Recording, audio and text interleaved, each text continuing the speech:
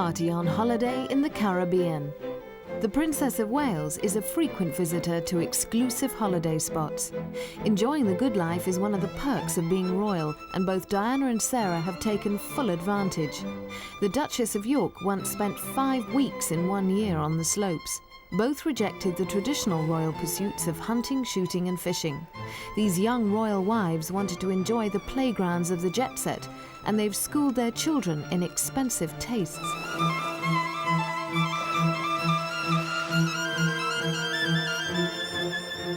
Princesses don't have to queue for fairground rides or jostle for space in crowded resorts and public swimming pools. The Duchess has been able to indulge her love of riding with access to the best horses money can buy. While as a gesture towards her husband's work, she took flying lessons, which only inspired her to write money-making children's books about a helicopter called Budgie. There's no doubt that Sarah is an expert skier, but with at least 2 winter holidays a year, she's had plenty of practice. She certainly outclasses Diana. In 1988, the royal party was staying in the exclusive Swiss resort of Klosters at the 5-star Walserhof Hotel. The total cost for a week of the royal foursome's holiday was in the region of £12,000. No discount package holidays here. Charles's obsession was skiing rival Sarah's, and originally he welcomed her enthusiasm for frequent skiing holidays. Not surprisingly, she was only too eager to enjoy the exclusive benefits of Europe's top resorts at royal expense. But despite all the advantages of 5-star travel, she and Diana still couldn't maintain royal decorum.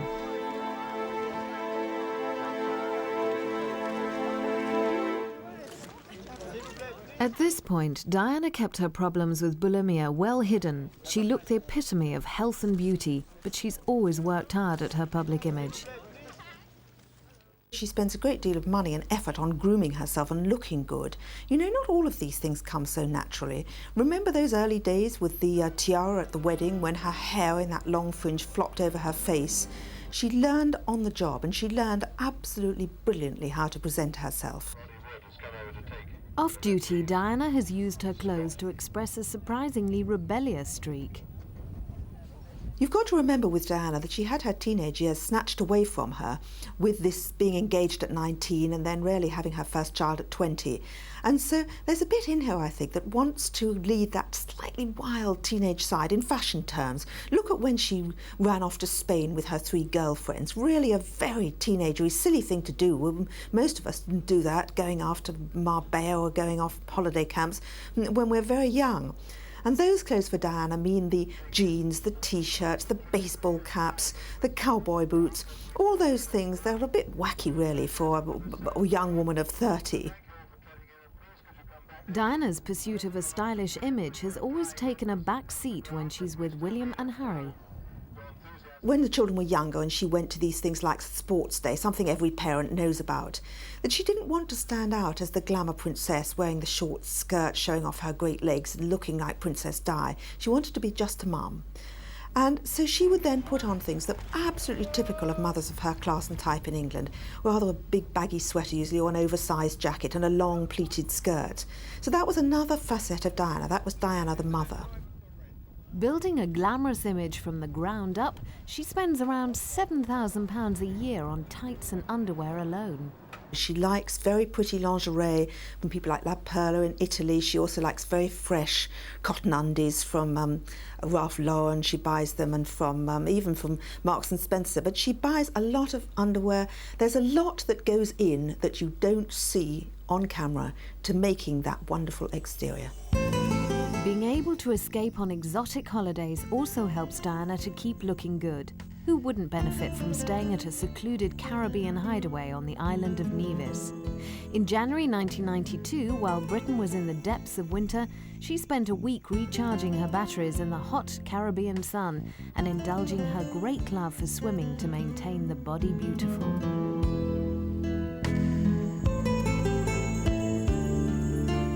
Every morning, wherever she is, Diana insists on taking a dip. On an official visit to Egypt in May 1992, she thought she'd found a secluded pool away from a prying press. At home, she's used Buckingham Palace's private pool or the Chelsea Harbour Club, the exclusive sports facility in West London. Here, it costs in excess of £3,000 just to join. Diana's daily workouts keep her in trim, but she hasn't always had the well-exercised figure of a top model.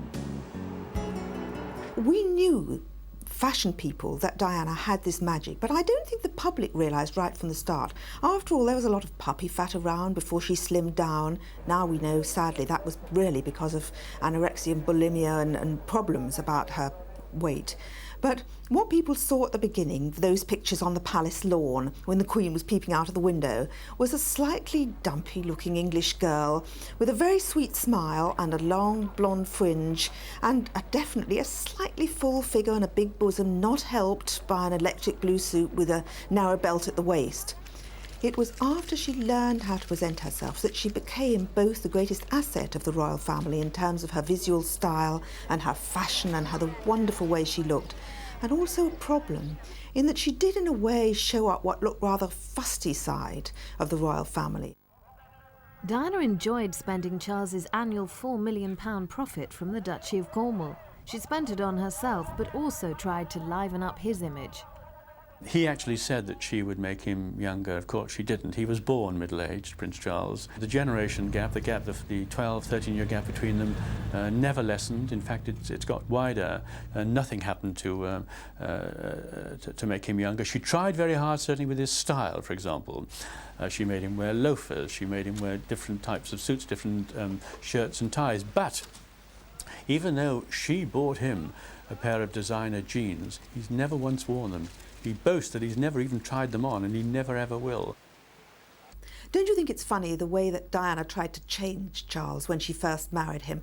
Oh, doesn't that ring a chord with all young wives, young brides who think that they're going to smarten their husband up? His valet, you know, was furious because that was the great role he had played, you know, the gay valet who'd gone out and had a great time in London's Jermyn Street, fingering all the shirts and choosing the sweaters and thinking that, you know, the Prince, His Royal Highness, looked so lovely in yellow. Well, Diana changed all that. She wanted him to have a younger, slightly sportier image. She bought him sweaters, certainly. You know, she did it later for James Hewitt. She likes the idea of dressing a man and making him look good. And the great thing was she tried to change Charles's shoes. That was the first great bone of contention. Now, Charles's shoes are things that you can wear walking over the moors. You know, they're great hefty shoes. He has them handmade.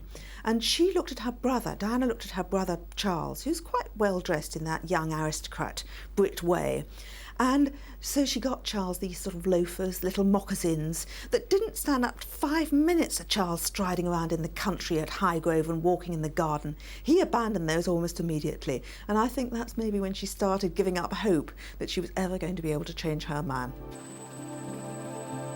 Highgrove, Charles's 700-acre estate in Gloucestershire, is where he can indulge his passion for gardening. Access to the beautiful landscapes of other royal estates, such as Sandringham and Norfolk, also offers him the very best painting opportunities. Abroad, his favourite place to paint is Tuscany in Italy, and in 1985 he exhibited his watercolours publicly for the first time in Raphael's house in Urbino. Charles's teacher was Sir Hugh Casson, one of Britain's foremost painters. This was the fulfilment of a schoolboy's dream. When we were at school together, Charles did art, and he was very enthusiastic about art, and he was inspired by the art master, whose name was Waddell, and who helped develop his sense of beauty, at least on a superficial level. And Tuscany, where Prince Charles goes, is a very beautiful place, and he knows the rudiments of drawing and painting.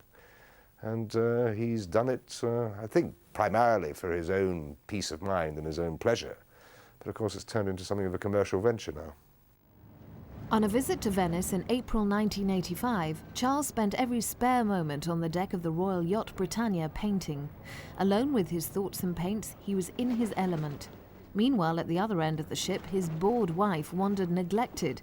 Both seemed oblivious to each other, wrapped up in their own worlds. Diana has certainly been attracted by the material benefits of being royal, such as access to luxury sports cars. Suppliers fall over themselves to give the royal family top-of-the-range models at massive discounts, knowing the huge publicity benefits. After Diana started driving an Audi sports car, sales doubled, boosting the company's profits to £10 million.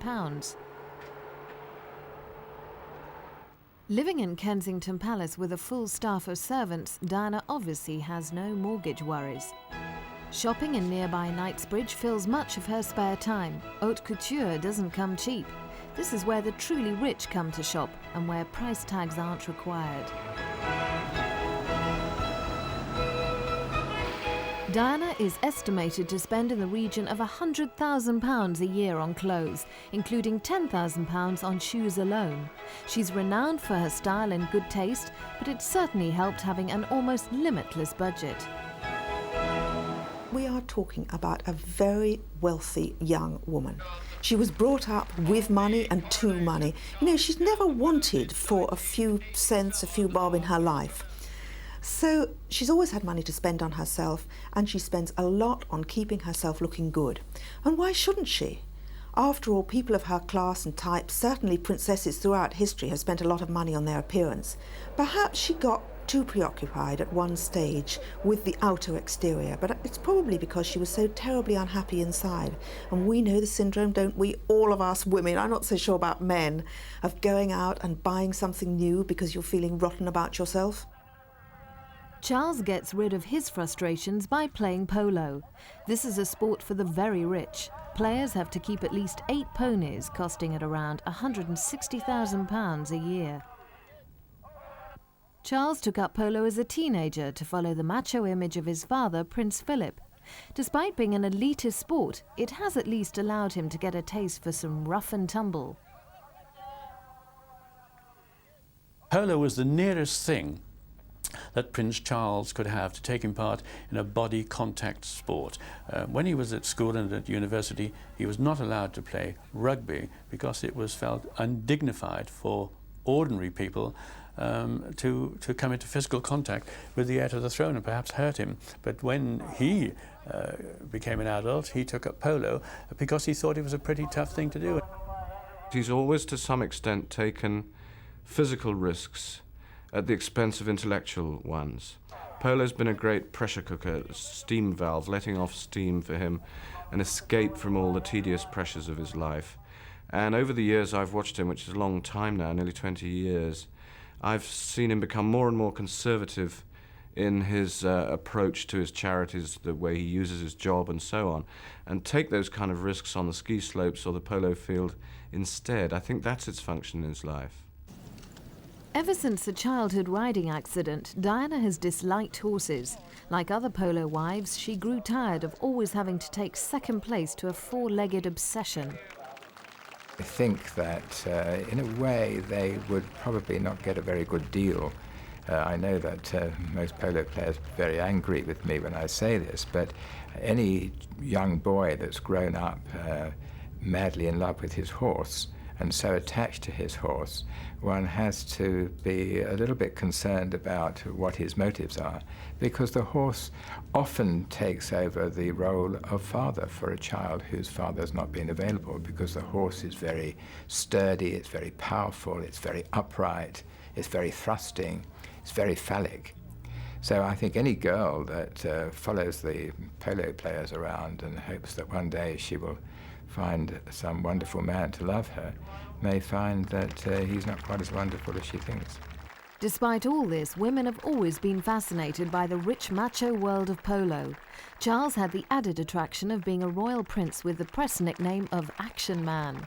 Certainly there are many stories, predating his marriage, I should hastily add, of polo groupies and various toff-type friends who set up polo teams, polo weekends abroad, where I think girls were very much part of the scene. Behind the smiles, Diana soon realised that Charles was never going to change his horsey ways to suit her. He would continue to always have more time for his riding chums, like his polo manager, Major Ronald Ferguson, than for a self-centred, discontented wife. Perhaps Charles should have married Major Ron's youngest daughter, Sarah, who had grown up in the world of polo and loved horses. Ironically, she married Andrew, the only royal who has no interest in equestrian pursuits at all. But to begin with, her polo connection stood her in good stead. I think when Fergie got together with Andrew, it didn't do any harm that Philip and Charles already knew Major Ron, who was Charles's polo manager and had been a knockabout polo buddy of Philip's for many years. Sarah was seen as a chip off the old block and has always been close to her father and the fast-living world of polo. She loyally stood by him when the newspapers exposed his carelessly open visits to a massage parlour in London's West End. In the light of this scandal, his many years as deputy chairman of the Guards Polo Club was abruptly terminated in September 1988. For the 57-year-old father of a royal duchess, it was a humiliating rejection. Yet Charles still kept him on as his polo manager. There were stories that Major Ron knew a thing or two about what had happened in sundry locker rooms around the land, post-polo type activities, that it was quite nice to have him on the inside rather than the outside, because he's always been a bit of an unguided missile, Major Ron, and remains so. So I think that helped Fergie's cause when Andrew was wondering whether or not to marry her, that her dad was already known to the royals. Perhaps this should have warned Andrew that Sarah was already part of the freewheeling spirit of the polo world, which would ultimately contribute to their marriage breakdown. But on their wedding day in 1986, such a scandal was unimaginable. Here was a new duchess who would tame the Queen's favourite playboy son. Sarah seemed to have the same strong-minded qualities of the previous Duchess of York, Elizabeth Bowes-Lyon, who in 1923 married the future King George VI. 63 years later, Sarah seemed to have everything to look forward to. I think she felt very confident of her position in the royal family, of her husband-to-be. She'd just been made a duchess that morning, which is an awfully nice start. She's had a lot of flack, I know, and criticism about her figure and her clothes sense, but the interesting thing about her wedding dress was it was the one dress that really mattered, and it really got it right. I remember sitting around a television set with everybody at Vogue House, and the gasp factor, which I always measure quite highly, which is when a bride gets out of the car, or the coach in this case, was enormous, because she actually looked wonderful. The dress was a triumph. She never looked so good, and that's in a way what you want every bride to be able to say, whoever they are. The price tag for this fashion success was in the region of £30,000. It was created in the workshops of the then little-known fashion designer Linka Chirac, and since then her business has never looked back.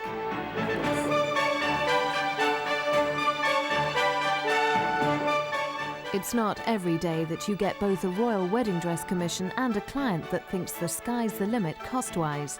Sarah had never before had access to the very best of everything, and on her wedding day she started as she meant to go on. Linka Chirac remembers how she became involved in Sarah's first major spending spree.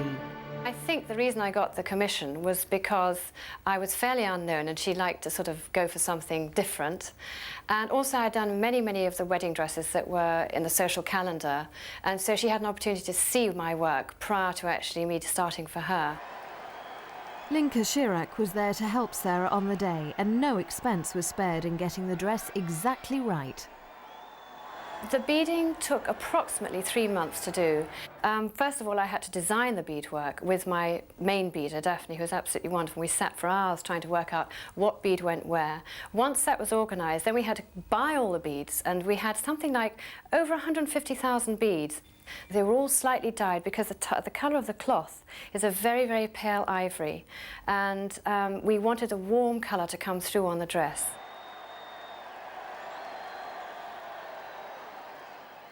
Sarah had now got a taste for the luxury of made-to-measure perfection. From then on, it was haute couture all the way. Linka Chirac continued to design for her, including this outfit for a Canadian tour. But the new Duchess was soon using other designers. Money can't buy you taste, however, and she was pilloried by the press for her lack of fashion sense.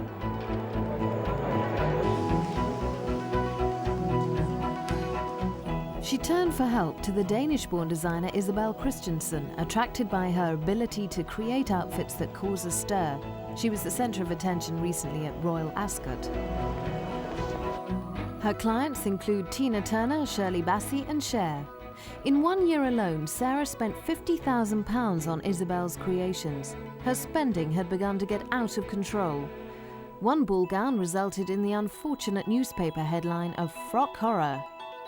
Well, I chose this dress for her to wear, or I suggested this dress for her to wear in Puerto Rico because it's a light fabric, it's a short organza. It's a lovely colour for her, especially for her skin colour and her hair. It's a boned bodice, so it shows off your waist very well, it shows off your shoulders. It's got a very pretty neckline and a little sleeve, so it's not strapless, you don't feel too bare, even if you're sitting for dinner.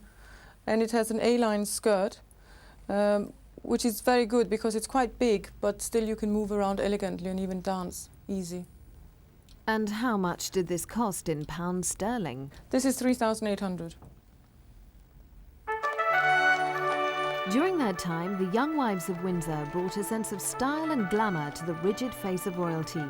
For a few heady years, the two young women propelled the British monarchy into the exposed realms of the jet set and spent a lot of money in the process.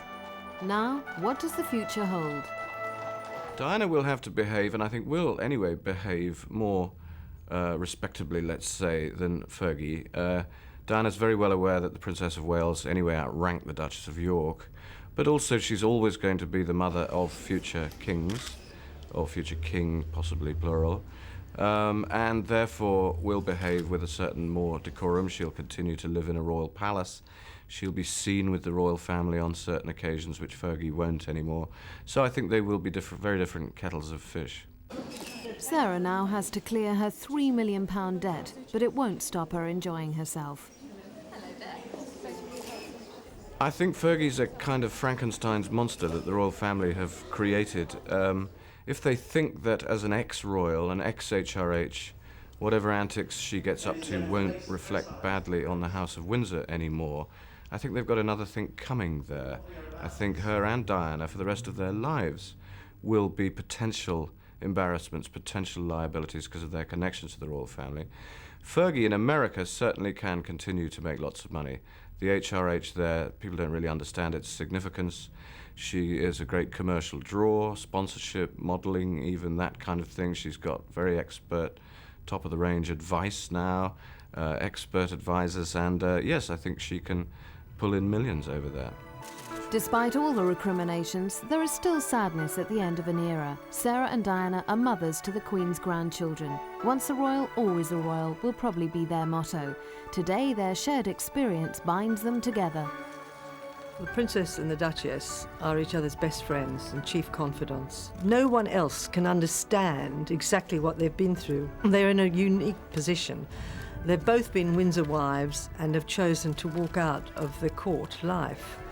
And they've shared so much together that has bound them together in a very special way. They're like sisters. It's a very special relationship, but they don't flaunt it in public because they're worried that it might lead to allegations that they're ganging up and plotting against the House of Windsor, which is, of course, all nonsense. All they're trying to do is survive and have a happy life. With the divorce finalised, Diana seems determined to take control of her life. During the negotiations over the divorce, she wanted to keep a bit of a low profile. You notice she didn't do too many official engagements at home in Britain. She kept her head down relatively. But now she's got plans to get out and about and do a lot more. The divorce has given her a certain freedom. The Princess has now taken over running her own office. She's running her own life.